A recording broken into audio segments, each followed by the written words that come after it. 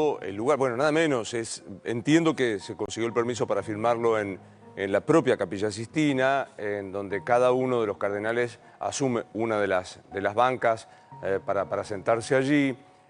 Bueno, esto es lo que está pasando con la despedida, pero lamentablemente también se piensa en la sucesión, quién será que será a cargo. Si hay en la televisión argentina alguien que sabe de tradición de la Iglesia y del Vaticano, es Tito Garabal. Tito, buen día, ¿cómo estás? Hola Luis, muchas gracias. Muy gentil lo tuyo y estaba viendo las imágenes y vos sabés que ese acto de recién es el gesto simbólico que simboliza el fin formal del pontificado de Francisco. Claro. El momento en el cual se sella. Ese es el momento simbólico de que marca el final del pontificado. Ayúdame a saber, porque en esta misma película, como en otra gran película, que súper recomiendo, que se llama Habemus Papam, se sabe que cuando fallece el Papa se da el certificado de función, se rompe el anillo papal. ¿Cuándo se produce? ¿Ya se produjo eso? Eso se produjo ayer anoche cuando el cardenal Camarlengo, que es el único que mantiene su cargo ahora hasta el nuevo Papa, los demás todos continúan en sus tareas, pero sin el nombramiento hasta ser o nuevamente designados por el sucesor o no. El único que mantiene el cargo es el Camarlengo, el cardenal Farrell, que fue el que hizo el anuncio y que lo vemos ahí al lado del féretro en la imagen. Y esto precisamente es lo que se hizo ayer, que fue el momento del anuncio de la muerte, la corroboración de la muerte y el comienzo del velatorio privado. Lo vemos también al cardenal Parolin, que es el secretario de Estado. Digo, por lo menos en la práctica, ese es el cardenal Farrell, el que estábamos ahí, y es el que supervisa todo y el que tiene ahora en sus manos todo el ordenamiento del cónclave, las medidas de seguridad del cónclave, la convocación, la convocatoria de la congregación de cardenales. Una reunión ya hubo en el día de ayer, precisamente para armar todo el proceso ahora de exequias del Papa Francisco y también para ir preparando lo que será lo que se denomina el precónclave, que Claro. seguramente es muy, pero muy importante, tal vez más importante que lo que pasa mismo en la Sala Sixtina, si bien ahí está la decisión final, claro. ¿Por qué? Contame qué pasa en el precónclave que es tan importante, Tito. Porque en el precónclave van a ser casi 15 días, seguramente serán 2 semanas, donde todos los cardenales del mundo, electores y no electores, se van a reunir para observar cuáles son los desafíos que observan que tiene la Iglesia por delante en el marco del mundo que viene. Esos desafíos son los que de algún modo van a ir marcando quién es la figura a la cual debería votarse, no con nombre y apellido, pero sí el perfil de persona que estaría requiriendo el nuevo tiempo de la Iglesia para la sucesión de Francisco, y es lo que se dialoga en ese caso entre todos los sectores del cardenalato, insisto, electores y no electores, y ahí entonces sí van a comenzar a verse perfiles, con una particularidad, Luis. Este cónclave es bastante diferente de los anteriores, porque este cónclave primero va a tener 138 electores, Mm. más de los previstos, que el Código de Derecho Canónico habla de 120. Pero más allá de que son 138, Francisco ha nombrado cardenales de las periferias del mundo. Por lo tanto, hay muchos cardenales que entre sí no se conocen, que a lo mejor se han visto una o dos veces en su vida y se conocen por lo que puedan saber uno del otro, por lo que le puede haber llegado. Pero vos sabés que una cosa es el contacto en lo escrito y otra cosa es el contacto en lo personal y en lo directo. Y Claro. puede darse, vos hacías mención a la película, que alguien que llega y que nadie sabía bien quién era, de pronto desborda con alguna que otra iniciativa o con alguna cosa que puede parecer simbólica en función de lo que se esté hablando en esos 15 días de precónclave, que Mm. insisto, son fundamentales. Ahí comenzarán a delinearse, tal vez, lo sepamos o no, quiénes pueden llegar a ser los papables. Este cónclave, Luis, es tan diferente porque antes había grupos nacionales, por ejemplo, Italia tenía una cantidad enorme de Claro. cardenales, que más allá de sus diferencias podían trabajar como bloque u opinar como bloque. Hoy ya no hay bloques tan grandes. Creo que el más grande es el de Italia, pero son 24 cardenales. No es un número que vaya a mover la elección final. Después creo que está España con 17, Estados Unidos, Alemania. Son los que tienen mayor cantidad de cardenales. Pensá que Argentina va a tener 4 cardenales. Es un número altísimo para la Argentina, Claro. que son los que van a votar. Y va a haber 5 en el precónclave. 5 seguros, creo que los otros 3 no van a viajar, que son el cardenal Carlick, el cardenal Villalba y el cardenal Dri. Ellos 3 no van a viajar, entiendo. Pero Eh, muy posible, pero sí el cardenal Sandri, que es el vicedecano nada menos que del Colegio Cardenalicio, un hombre que hasta diciembre hubiera sido el que tenía que conducir todo el cónclave. Y obviamente al haber cumplido 80 años ya no lo va a conducir de esa manera, pero Tito, sigue siendo el vicedecano del colegio claro. cardenalicio, sí. Me acuerdo cuando trabajamos con el querido Pancho Olivera, que es muy religioso y sabe un montón, él me decía, deja de hacer lucubraciones porque para los católicos quien elige es el Espíritu Santo, no los cardenales. Absolutamente, Dicho absolutamente. esto, ¿se puede presumir que el Espíritu Santo, es una herejía la que estoy diciendo, puede inclinarse por un cardenal más progresista o más conservador? ¿Qué ves vos ahí?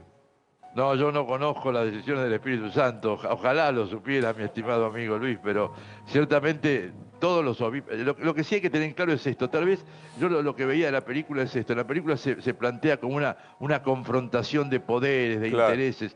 Y esto, la verdad que conociendo a veces cómo se trabaja en este tipo de reuniones, yo fui casi 20 y pico de años director de prensa del episcopado, y veía cómo prima el clima de comunión, más allá de las posiciones diferentes, opiniones distintas que puedan tener, pero ciertamente lo que se busca siempre es el consenso, el diálogo, el entender por qué el otro me plantea algo que yo a lo mejor no estoy viendo.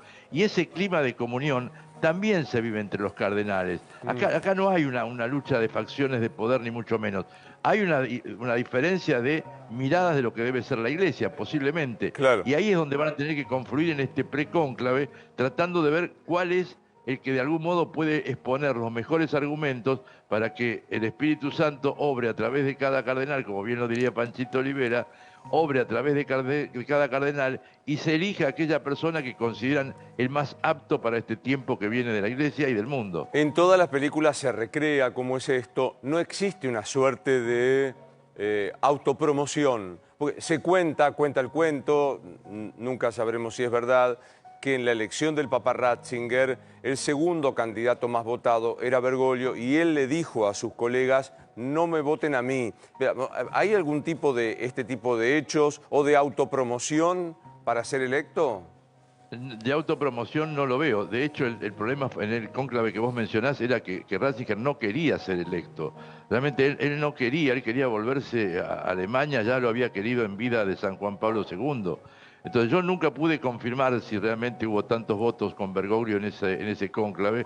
La verdad que nunca nadie me lo confirmó ni de cerca. Así que yo no te diría, pero sí que de pronto, esto sí, algún cardenal me lo comentaba, que por ejemplo en la elección de Francisco tenía muchos votos otro argentino, el cardenal Sandri, pero Claro. eran menos que los de Bergoglio. Entonces en un momento Sandri le dijo a Bergoglio, mañana mis votos son tuyos. Entonces, de algún modo, deja trascender que él se retira y que esos votos va a votar a fulano o a mengano. Entonces, los que lo siguen a una persona pueden derivar su voto a esa otra persona. Esto sí, pero no es que sea una autopromoción.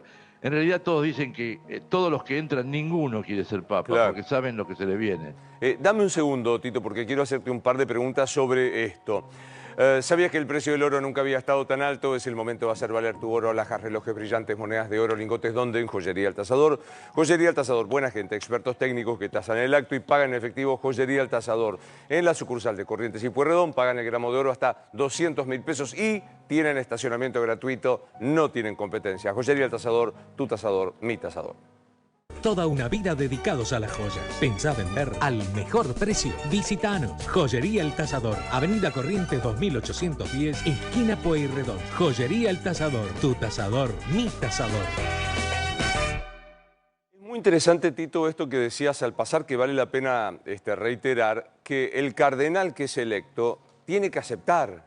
Puede pasar que alguien tenga las dos terceras partes de los votos y diga, no acepto, ¿no?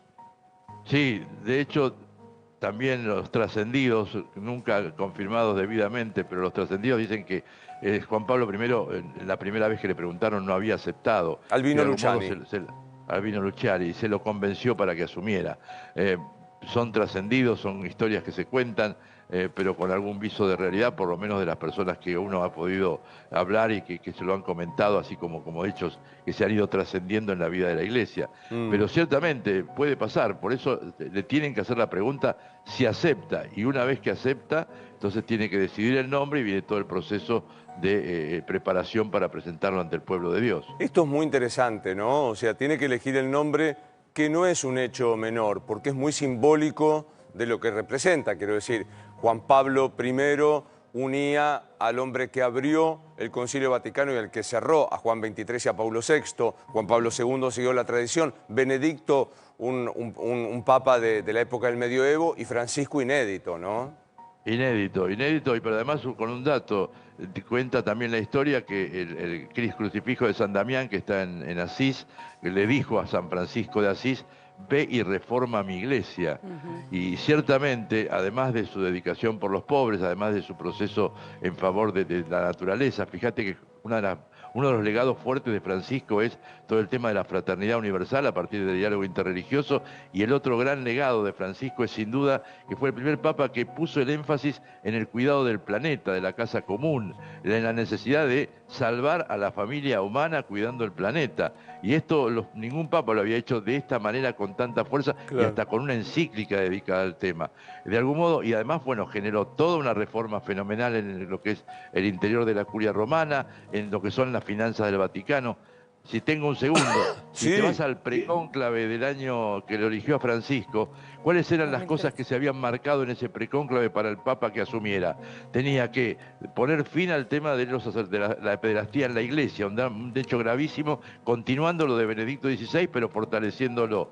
El tema de lo que era sanear las finanzas del Vaticano en el IOR. El Papa generó un proceso de transparencia. Hoy por hoy el IOR, el Banco Vaticano, es el más reconocido de Europa. Generó otra de las cosas que se le planteaban al nuevo Papa era la reforma de la curia, que no fuera una curia, digamos, controladora digamos, fiscalizadora de episcopados, sino que fuera una curia al servicio de los episcopados. Y esto Francisco lo hizo formidablemente, a tal punto que una de las cosas que fue implementando es que las personas que llegaban a un cargo estuvieran como dos periodos como máximo, pero que no se enquistaran en la estructura de la curia, sino que siguieran trabajando pastoralmente. Una de las últimas medidas fue con los nuncios. En la escuela de nunciatura cambió algunas normas y lo que les pedía era: primero sean sacerdotes y después diplomáticos. Fíjate que está él priorizando eso que tiene que ver con la misión pastoral de la Iglesia y con eso de que la Iglesia es un hospital de campaña que tiene que recibir a todos, que es un poco otro legado del pontificado. Y el rol de la mujer, donde el Papa también ha introducido mujeres en cargos fundamentales en la vida de la Iglesia. La gobernadora del Vaticano es una mujer, hay una mujer que es prefecta de un dicasterio, cargo que antes era solo de cardenales. En fin, todo eso que se había hablado en el precónclave, Francisco lo ejecutó. Hasta armó un consejo de cardenales que era novedoso, porque en realidad nunca había un consejo de cardenales asesores del Papa directos, sino que se manejaba con cada cardenal. Bueno, él armó ese consejo de cardenales, primero fueron 7, después fueron 9, que cada 2 meses se reunían periódicamente para ver el curso de la Iglesia. Tito, dame un instante porque quiero preguntarte qué plazo tienen los cardenales, si hay algún límite, si no se obtienen las 2/3 partes. Dame un segundo para preguntarte esto. ¿Necesitas tramitar la ciudadanía italiana? ¿Necesitas hacer algún trámite jurídico de sucesión en Italia? Tengo la solución para vos, es el estudio Cerulli Arena. La doctora Graciela Cerulli encabeza este estudio, que se ocupan de todo, desde la obtención de la documentación, el trámite, el tener el pasaporte. Están siempre al lado tuyo con una ventaja absoluta. Tienen titulación en ambos países, tanto en Italia como en la Argentina. ¿Cómo haces para comunicarte con el estudio Cerulli Arena? A través de las redes @Studio Cerulli Arena, y si no, a este WhatsApp que te voy a dar, 11 30 44 2293. Somos Studio Cerulli Arena, especialistas en Derecho Internacional Privado. Te ayudamos a que disfrutes el derecho a ser de tu lugar de origen. Somos líderes en estos servicios. Obtené la ciudadanía italiana. ¿Hay un plazo límite? ¿Tienen un tope para que se produzcan las votaciones, Tito, y sepamos quién es el sucesor? No hay un plazo límite, no. El plazo límite lo va a estar dando que se logren los 2/3 y que eventualmente quien sea elegido acepte. Si no, tendrán que producirse otra elección. No hay plazo límite. Sí, en general los cardenales intentan, viendo cómo va el poroteo de las primeras elecciones, tratar de que esto sea rápido. Primero por la expectativa que hay afuera de la Capilla Sixtina, pero también porque si no sale rápido implica que no hay un consenso, y entonces la figura que pueda llegar no va a estar con el respaldo necesario, si vos querés. Entonces yo creo que van a tratar de en 2 o 3 días tratar de resolver el tema. Pero No, en fin, esto dependerá del Espíritu Santo, claro. Y de alguna manera se busca también la rapidez. Rapidez no digo en una sola sesión, pero que no dure más de 3, 4 días, porque el mensaje, que es como destacaban recién, quiere decir de alguna iglesia en crisis. Hay que mostrarle también al mundo que más allá de las diferencias, puertas adentro de la iglesia se mantiene fuerte. Sí, no, yo lo que intentaba explicar es eso. Es decir, si se tardara mucho tiempo, estaría mostrando que no hay consenso. Y el candidato final, de algún modo, podría ser mirado como alguien que no fue con el consenso necesario suficiente inicialmente, o por distintos motivos. Entonces, esto me parece que no es bueno. Siempre, en general, en los últimos cónclaves han tratado de ser lo más rápidos posible, pero obviamente depende de cómo se dan las elecciones. Y esta vez va a ser, insisto, lo que decía antes, sumamente, ojalá me equivoque, pero me parece que va a ser complejo por el tema de que puede haber candidatos individuales que van a ir apareciendo en el medio de las votaciones. Claro. Y esto lo vamos a tener que ir también mirando expectantemente y sin dobles lecturas a lo mejor, ¿no? Héctor, ¿qué peso tienen las profecías?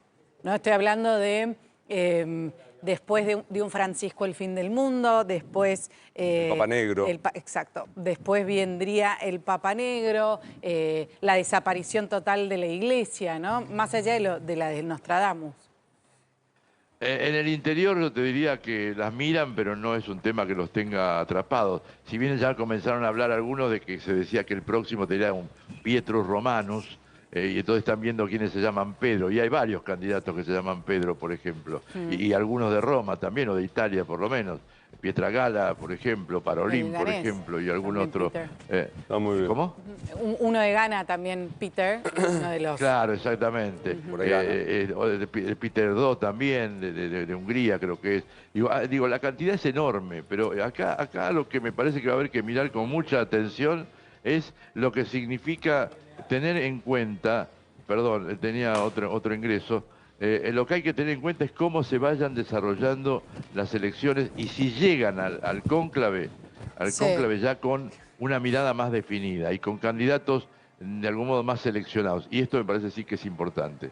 Tito, un placer siempre, ¿eh? Gracias a vos, Luis, un placer. Y la única respuesta del Papa sobre la muerte tuvo que ver con la pregunta que Daniel le hizo, utilizando tu pregunta precisamente. Es que Daniel Haddad es sumamente generoso, después lo vamos a volver a buscar para pasarlo, que es creo que la pregunta que todos nos hacemos. Ahora, hacérsela al gran rabino de Jerusalén, al Papa Francisco, al imán más importante de Arabia Saudita, es como una curiosidad especial, ¿no? Especial, y es la única respuesta que ha aparecido de lo que él pensaba de la muerte, que en fin, de quienes lo tratábamos sabemos más o menos lo que sentía y lo que pensaba, pero públicamente creo que esa fue la mejor respuesta. Gracias, Tito. Gracias a vos, Luis, y como siempre, un abrazo grande.